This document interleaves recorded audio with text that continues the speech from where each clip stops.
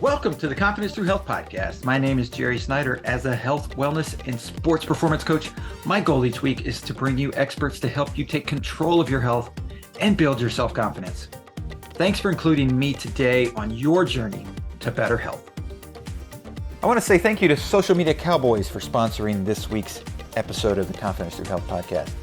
If you need help with a website, if you need social media needs for your business, if you need help with AdWords, SEO, all those things that you know you should be doing, but you are too busy to do or you're too confused about, they are the experts that you need in your corner.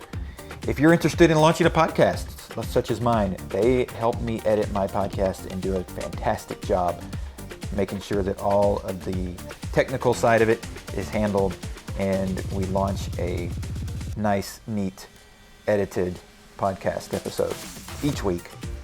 So I want to thank Social Media Cowboys for their continued sponsorship of the Confidence Through Health podcast. You can find them at socialmediacowboys.com, or you can find them as well with other sponsors at confidencethroughhealth.com. Well, I want to thank you, Dr. Kapoor, for being a guest on the Confidence Through Health podcast.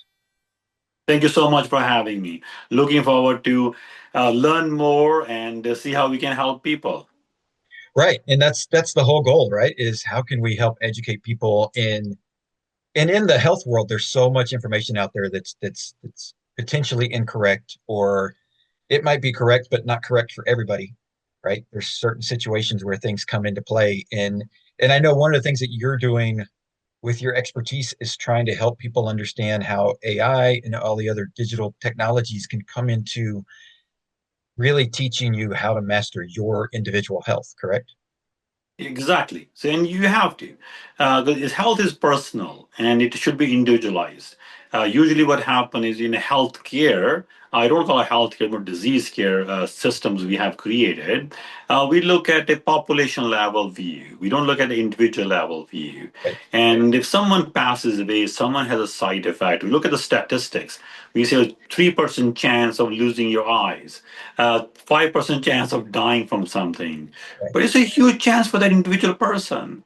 So I do believe we're looking at it from a statistical level. Yes, they have to look at the data differently. Mhm. But from patient perspective, I think we have to provide healthcare a more personalized manner, and we have to consider each person's quality of life. We have to understand their ambitions, their goal.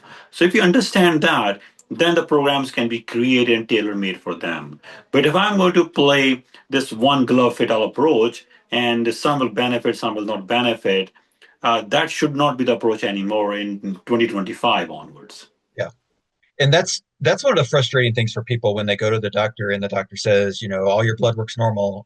I don't know what's wrong with you. And you're like, as the patient, you're going, but I have this pain, or I have this issue, or I have this, this thing that I know I'm not healthy, but you're telling me I fit in this normal statistics. And so you don't know how to help me after that. Yes, and that's the biggest problem. I'm a doctor, but at the same time, I can be the patient, and I understand both angles. And it's very important we as the doctors have to humanize ourselves. We went through the transition through COVID, a lot of challenges. We all went through it. I think we have to bring this humanity back into medicine. We have to listen to our patients and patient all the time. And we tell them, look, all normal. And essentially what that matters is the data they're looking at is they're drawing conclusion based on that data. Right. But what if the data is incomplete? What if they're not getting the complete picture? So if they're not getting a complete picture, so this normal word doctor does not apply anymore. I can give you one example. But in medicine, in cardiology specifically, we do a cardiac stress test. And a cardiac stress test, sometimes the doctor will tell them it's a normal stress test. And person goes home and have a heart attack next day. And they say, why did I have a heart attack? I was normal yesterday. Like, Right. what happened? So I don't think so we should be using a word normal anymore. I think it should be individualized. The report should be updated. We should be describing the risk of heart attack is low, But hey, again, could happen. The Right. test is never 100%, and we never have 100% sensitivity specificity for many things we do in medicine. So we have to explain those reports. People understand, look, I'm 90% accurate, maybe I'm 80% accurate. I could be wrong in that area. So personally, I avoid using the word normal in my practices. And that's a doctor you should be using too, because family medicine, when you look at it, name one annual physical exam test a doctor did that prevented a cancer. Usually they Right. don't. Usually they're looking for, when you go see a family doctor, what they do. They do an ECG, they do a physical examination. If they don't feel anything, and they do a basic blood work, CBC, A1C, lipids, and some basic kidney function, liver function things, and discharge you home with saying you're normal, but it's really they have captured a cancer. If you're not looking for it, how do you find something? If the data sets you are screening or you're ordering as a doctor, if they're not covering that data sets, so how do you draw the conclusion and you're giving a false assurance to the patient? And that's a cycle we have to break now. Yeah.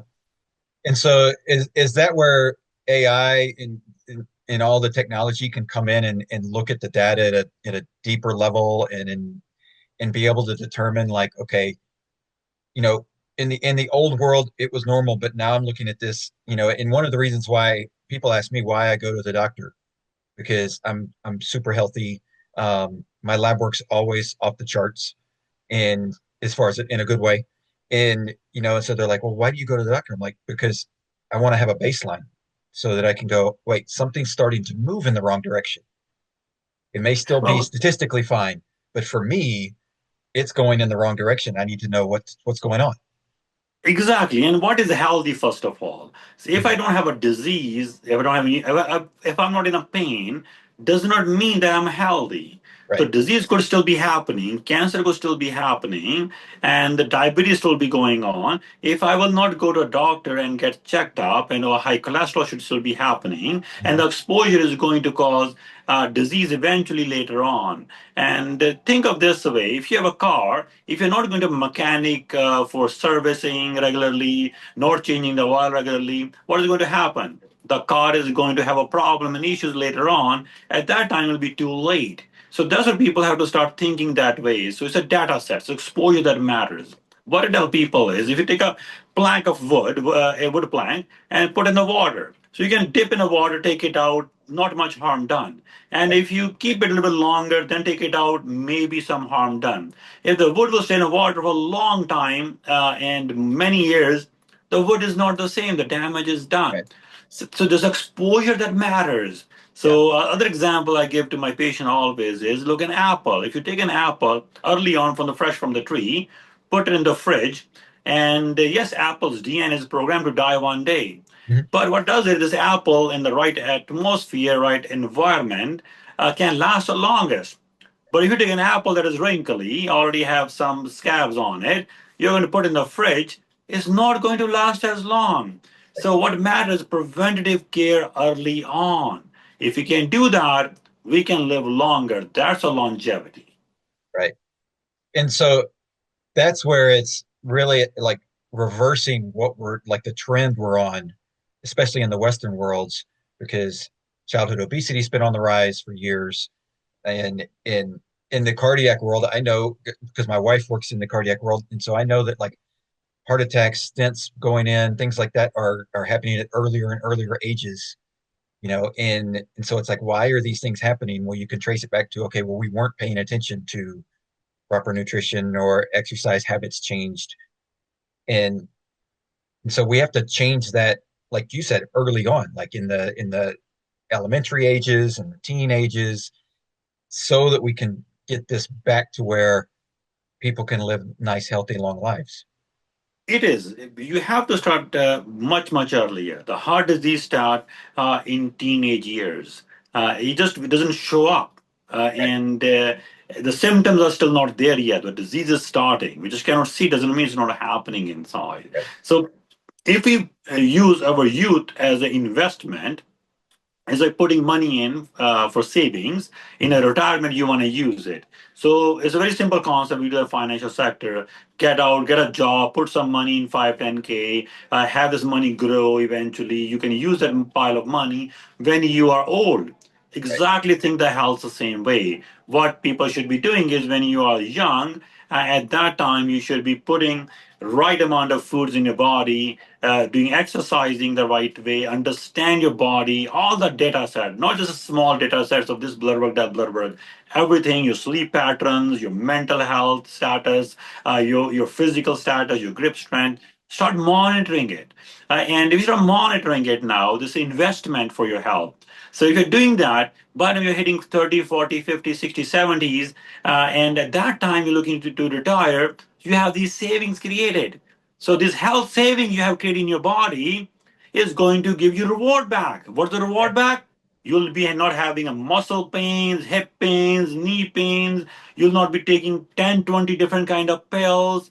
Right. You'll be more energetic, not depressed. But those are the rewards I'm looking for. So Yeah. invest when you're young. Yeah. Well, and that's very true because the one thing you want to be able to do once you retire from work is enjoy your life. And if you can't because you're either physically unable to from joint pains or those things, or you're tied to I have to go to the doctor every 3 or 4 days because I have to get checkups because my health is so poor. Like you can't go enjoy a trip to Europe for 3 months. Exactly. So that's why think of health as your piggy bank, Mhm.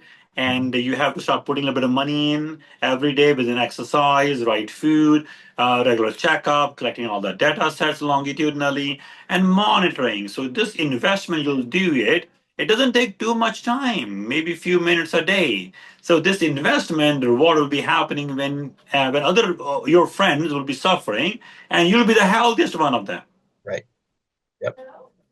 And so on the longevity piece, because I'm sure that there's been a lot of you know developments and ideas as far as like, okay, how long can we live and what's an optimum level of health as we age, right? Because it's not it's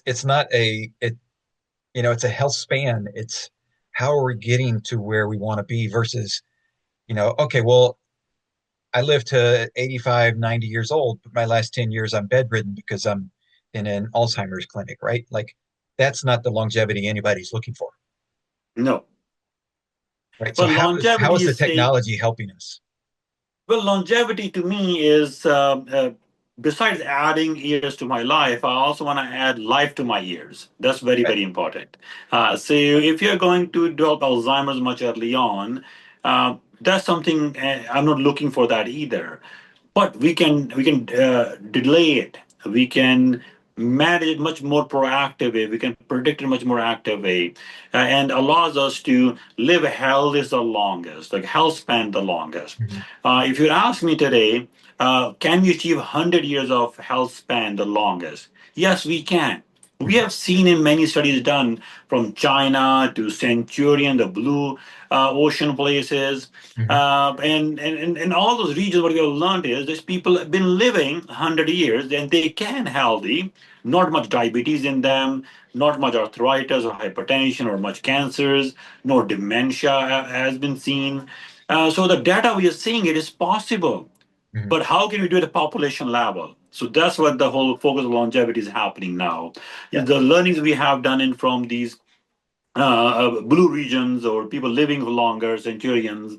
I do believe that the kids that are born today at say age of 10 or 20 years of age now, they have a very high chance of hitting 125, 150 years of age if Yeah. they commit today.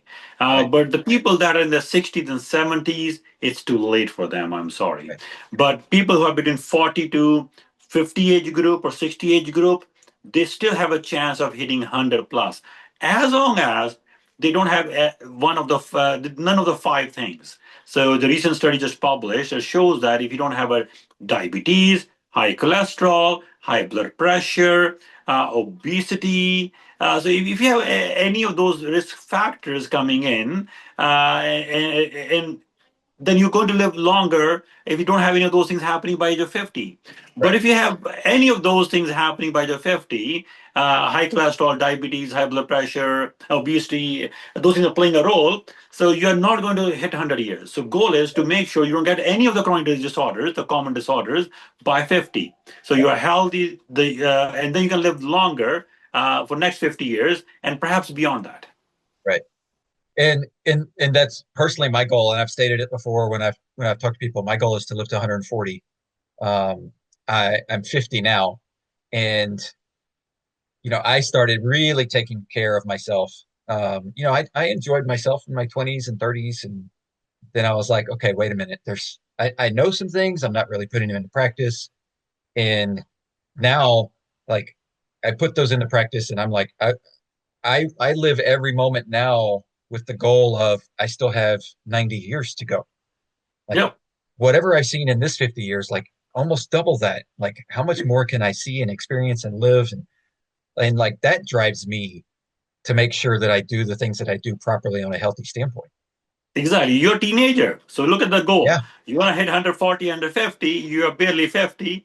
You're kind of teenagers. So you're one third of your life. So you Yep. have two-thirds of life to live the maximum potential. You Yep. have to have a plan in place. It's like having a plan for your retirement, your savings, and your mortgage payments. You want to pay out all the debt. So you have Yep. a plan in place. Same way, I'm so proud of you having this plan. And one thing you said it more importantly, the desire you have. You want to live 140 years, under 50 years. And that's what we have seen in people living centuries. They have Yeah. a desire to live century. In a China study, we noted that people living in those villages, all of them had a desire to live 100 years. And when anyone who got 100 years of age, chronological, they were Mhm. all celebrating it as an Right. achievement. So it is positive side, not a negative side of that. So I said mindset is one thing, and having a plan and have the right people to guide you through that plan is very important. Right. And understanding what's going on in your body, like in your individual body, not because like, yes, I pay attention to, like I said, my blood work and making sure that everything, but I don't look at it from a normal statistic. Do I fit into what everybody else is doing? Because in some things, I don't want to fit in where everybody else is because I know that that's looking at the population as a whole. And if the population as a whole is obese, I don't want to fit in there. Yeah, exactly. We Right. know that obesity causes premature heart disease. Obesity Right. is linked with mental health issues. Obesity linked with premature death. And we want to make sure we are not obese. Obesity is a Yep. disease. We recognize Yep. that now. Yeah. Yep. And so how much of longevity is tied into the idea of you have your chronological age, but then you have your biological age, and it doesn't have to match. Like I've never got my biological age tested. I've had people that tell me I should, but I often get you know approached at the grocery store or out and about, and people ask me some questions like, "You look healthy. You look, what are you doing?" And they're like, "Wait, you're 50?" They always say like I'm in my mid 30s is what I look like, Mhm. right? Well, it is very important. When I graduated from cardiology in 2010 from Winnipeg, I did some training in vascular medicine at Cleveland Clinic. So there I learned the concept of vascular aging, looking at intimal medial thickness of the carotid arteries. I came back to Canada. Not many people were practicing that. They were still looking for the disease. Right. And I was in a business trying to predict the disease and start medication early on. And people will call it like it's not a cardiology anymore you're practicing. So it is as well we are so cardiovascular, but there's a vascular I'm practicing.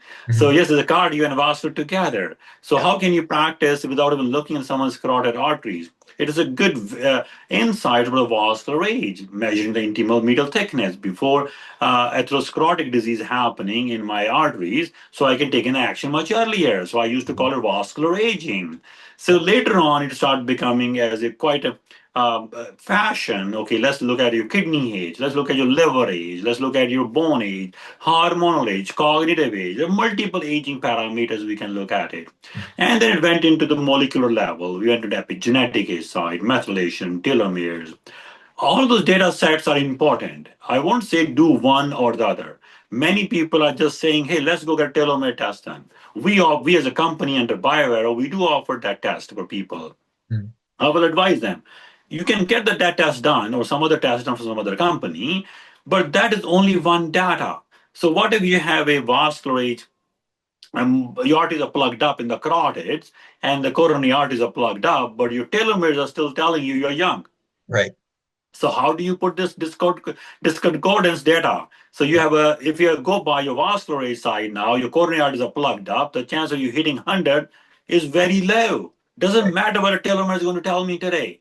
Yeah. Yes, telomeres are predictive for one thing. It can tell me that yes, you have a low chance of having cancer. Because if telomere age is higher, there's a higher chance of having cancer in those people. So that's something is important to know. Yeah. But cancer is one of the causes people die earlier. It's a cardiovascular disease that is also killing them earlier. So what matters is looking at the data, everything else comprehensively. So don't take just one data. Hey, I got methylation gene tested from one company, and look, I'm young, I'm old. Yes, it's a good discussion point. It's something to start. It's your base level. So now you can say what other data sets are missing. Look, what is my hormonal health? What is my cognitive health? What is my physical health? What is my sleep health? What is my mental health? So what is my vascular age? What is my cardiac age? Like, can I, how lungs are doing?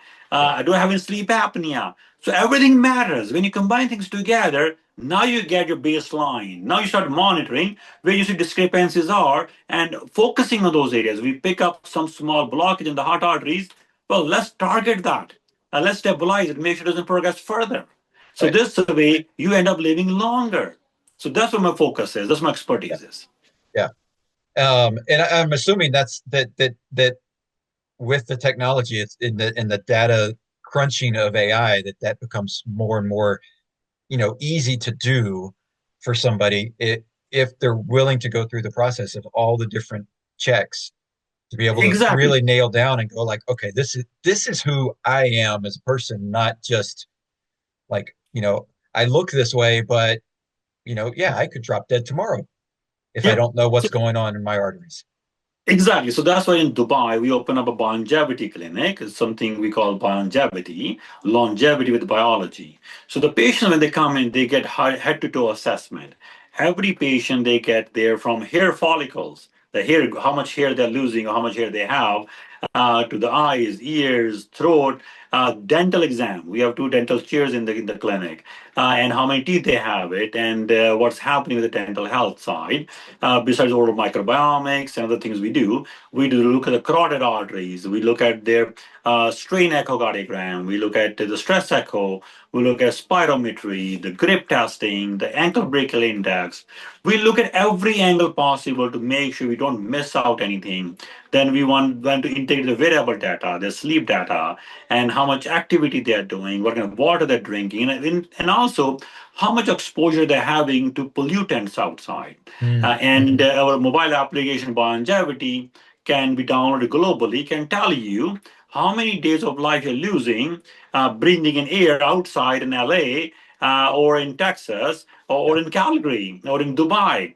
So at least you can then take an action in this area because we know that pollutants also have a negative impact on our human health. So I may look healthy, but I'm now aging faster because the particle matters I'm inhaling is disrupting my rhythms, disrupting the hormonal balances in my body. So Yeah. all those data sets are very, very important to monitor. So we offer that through our various services and bring it together. As you mentioned, AI is a lifesaver for us. Humans are inconsistent. We are the biggest variable in predicting those things. So Right. what AI does, it ingests all this amount of data and gives us some deeper insights to be consistent. Then we can provide better care to the patients. Right. Because one of the things that, like you just said, humans are inconsistent, but the data won't lie. Like it's going to Data tell never you lies. exactly, right? It's going to tell you exactly what you are, where you are. And one of the things that I wanted to point out, because the pollutants piece, it reminded me of one of my clients several years ago. It was right around COVID was we were starting to loosen things up, and it was actually her husband who was my client, and he called me one day and said, we got a big problem. And I was like, what? He said, my wife just woke up and she's like in massive pain and she's yellow and like, I don't know what's going on. And he's like, instead of working with me, can you work with her? And I was like, yeah, sure, Yes. let's figure something out, right? And and yes, she tipped the scale, and her liver just decided to just say, I'm done. And she went into liver failure, and it was a legitimately overnight thing. The night before, she was fine. She was out having dinner and drinks for her birthday, and Yeah. just, and it was just one thing that just like, nope, it's it's that. Well, I say one thing, but it was that years of, and then it finally tipped the scale. Yeah. I agree. And I agree 100%. Yeah. one of the things that I got her in touch with a liver specialist, and she actually eventually got a transplant and is still with us today. But the liver specialist was like, okay, well, we're detoxing everything through our liver and all the things that the liver's doing. He told them, get every house cleaning item and put it in your garage, like as far away from where you normally live, like put it out of sight. And so they did. They moved all their cleaning supplies into one little, corner of the garage. And the husband called me a couple days later, and he was like, dude, we did that. And I went out in the garage, and holy cow, it stinks. He's like, the fumes are Wow. unbearable. Like, I can't stay out there. I had to open the garage to even be out there to get airflow. And he was like, we're living with that in our house, and our body has to detox all Yep. that and Yep. process all that. And so the pollutant thing is something that I think many people don't understand how impactful that is.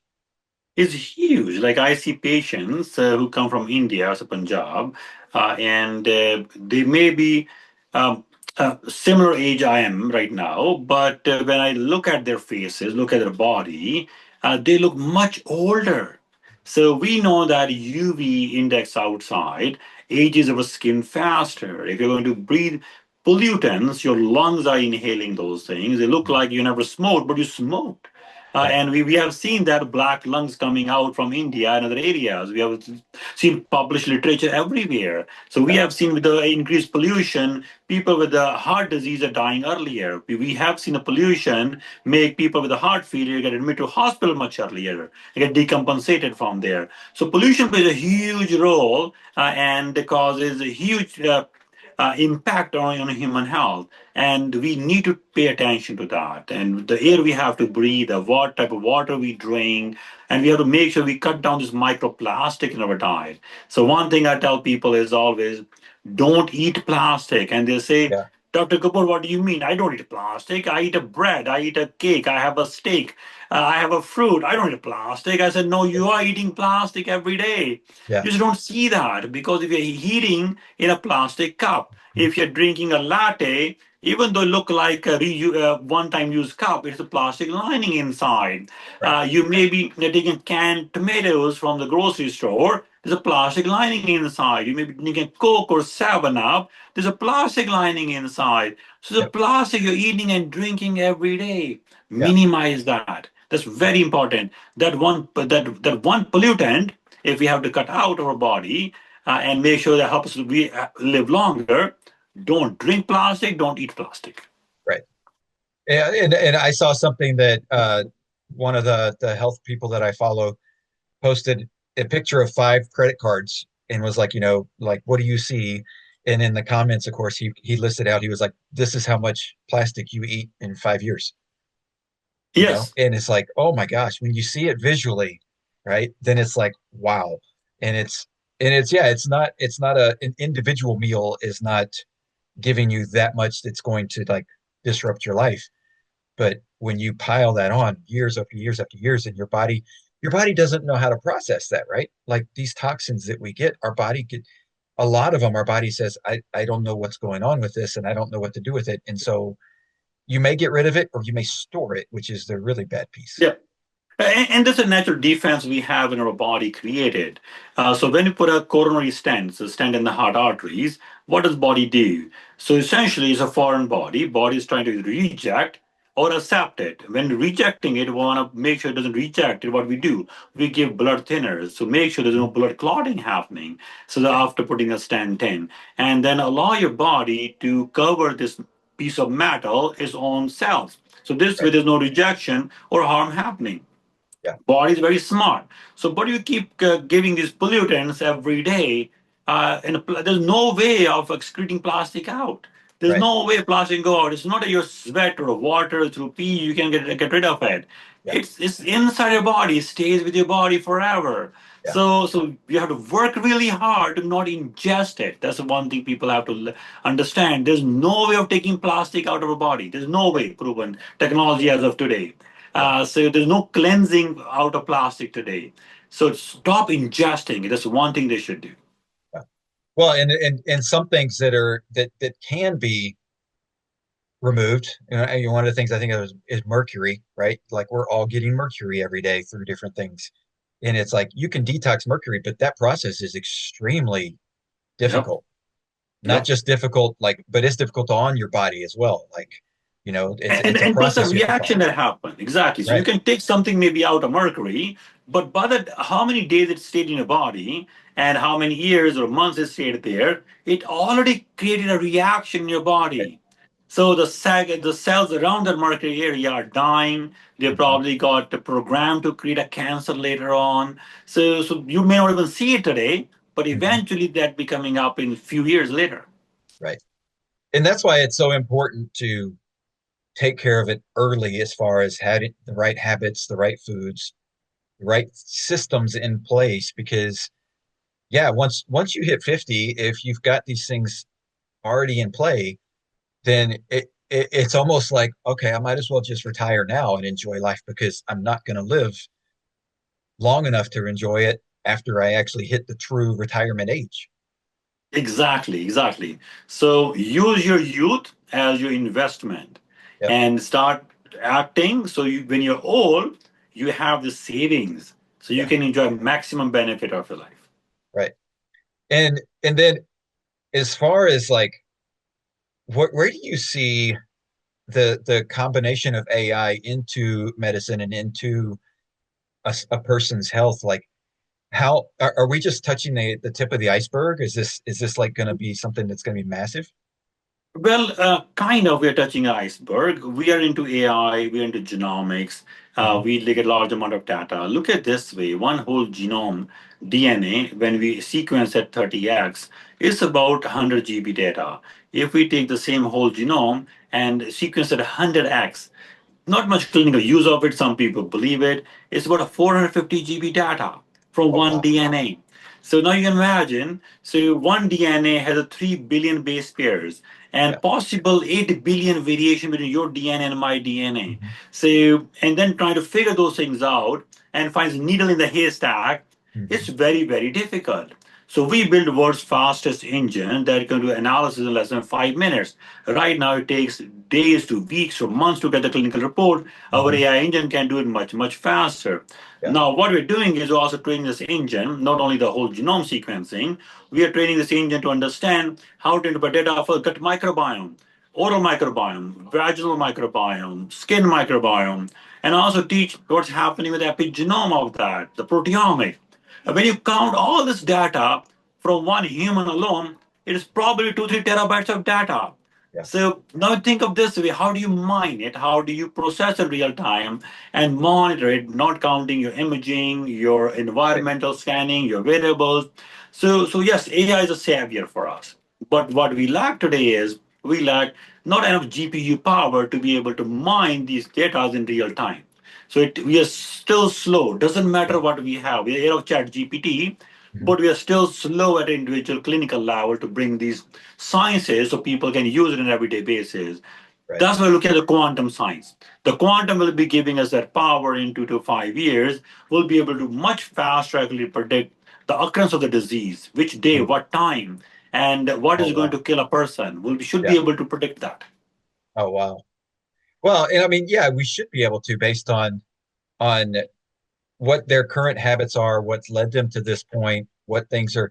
But like you said, you just listed all these things, and that's not even a total like encompassing everything in the human body that could possibly trigger off, a downstream effect of okay, now we've got this disease that's now created, and that sometimes we may not notice or feel or for months, years, but if we've got the tools in the AI world to go, okay, we're taking every single, basically, information from every single cell in the body, getting it all together and going, okay, the kidney's going to fail at this point for this person if they continue these things.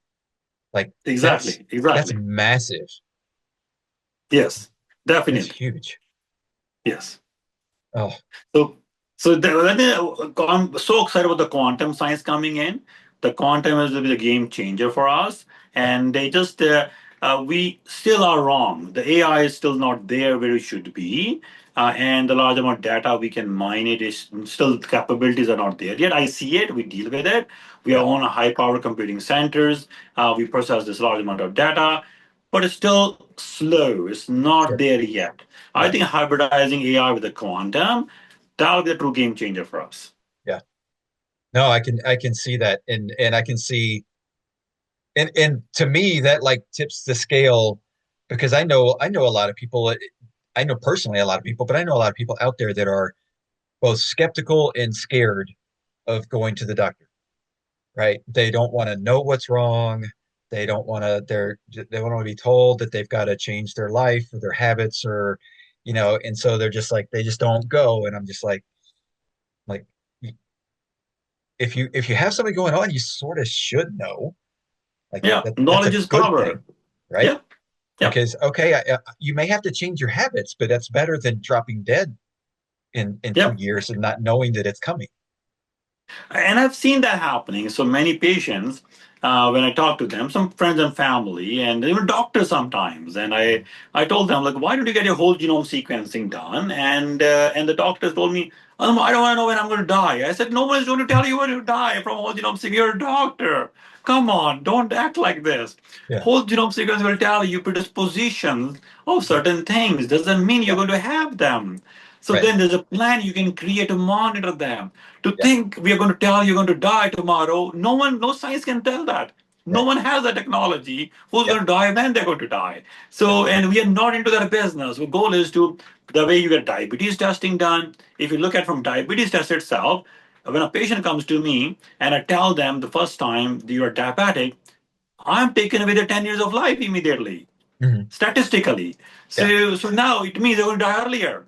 So again, same way, if someone has a kidney problem and the kidney failure really bad, they're going to die much earlier than other people who don't have right. that. So same with the genomic data is, same with the microbiomic data is. So no one telling anyone who's dying where, but we are getting deeper insights about us, so we Mhm, can know much more and we can have a plan made based on that. right. Well, and that's where epigenetics comes in too, right? Because like Yeah, you can have the predisposition to do all these things, but that doesn't mean that's going to happen. And you can turn off those genes and yeah. and and and prevent some of those things from happening if you know that's what you're predisposed to. Exactly. Look at that. A few days ago, the news came about dire wolves. Hmm. So the wolves that were extinct, now we have them back in humanity. Yeah, So we truly can, in the future, will be able to cure diseases. We are already. yeah, Sickle cell anemia in few years will be a disease of a history. right, And few years, cancer will be by choice because there'll right. be vaccines will be created. Yeah, So people who want to have a cancer don't want to have a cancer. So this is how people are discussing things in the future and talk about it. How stupid people were in 2025 don't want to get these things done. yeah. So I do believe I think the science is taking us in the better side.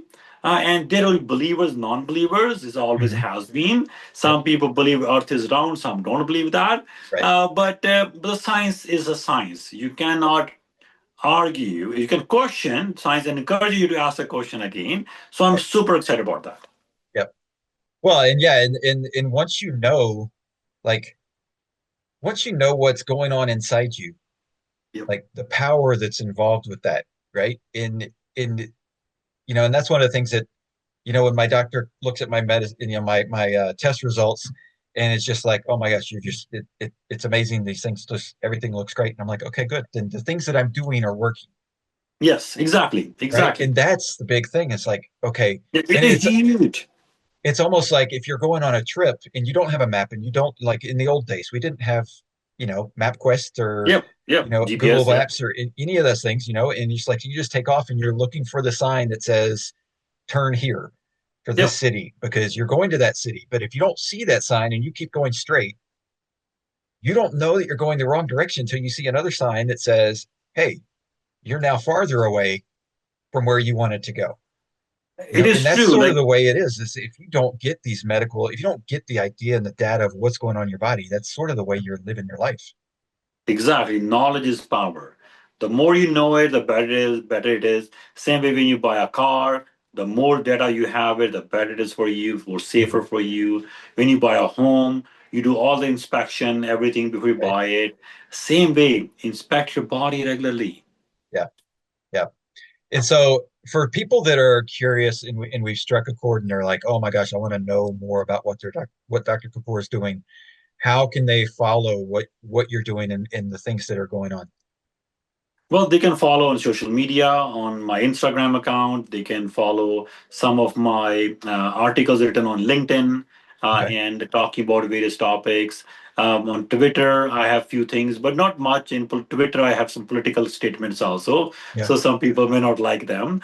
Right. But yeah, so on LinkedIn, I have few articles written, and there is a clinic we have in Dubai, longevity. We Mhm. have a lot of brilliant team of scientists working there. We do have a lab in Calgary. We're looking to open up our operation in America soon in the Bay Area. Looking to offer to start say, these longevity services. We are Awesome. looking to partner with the cutting edge scientists in the US. And they're great friends, and I met them at various conferences. So we're looking to bring in this science what we have created, the one of a kind lab and ecosystem we have created. We're looking to launch it later this year soon. So I think people don't even have to come to me. Yeah. People will be able to get this information wherever they are. That's my goal.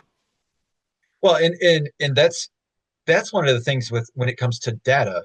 Like if you are the person and your team is the person that's looking at it and analyzing it and doing all that, you don't necessarily have to see the person in person, right? Like you can get Yeah. like you can just say, okay, go to this and get these lab tests done, and they'll send us the information, and through that avenue, then you've got the data and can compute it and figure out Yeah. what's going on, right? And so and that's another piece of I think that technology adding into the medical world is you don't have to go and wait in a doctor's office for 2 hours because the doctor's behind schedule and then you only get 5 minutes to talk to them. Like all of this stuff is the virtual aspect of it is like massively increased. It is changing. We are launching something cool called biomirrors.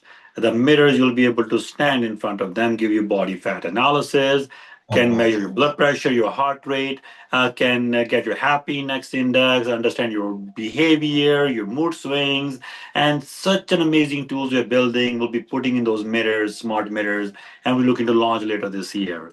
Oh man. So the more data you have, more access you have to the data. So you don't have to come see me. We Yeah, want to make sure you get an access so then you can live your life healthier. that's awesome. That's awesome.